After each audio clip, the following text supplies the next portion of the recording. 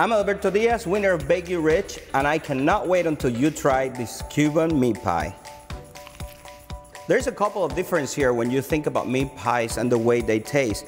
My meat pies are made with puff pastry, which makes the outside very, very crunchy. The top is sweet, which contrasts beautifully with the savory filling. It's time to cut them and taste them. And we're gonna look inside. Look at these beautiful meat pies. Super flaky crust, beautiful filling. The smell is perfect, just reminds me of Cuba. And the crunch on the outside and the layers are simply amazing. I cannot wait any longer.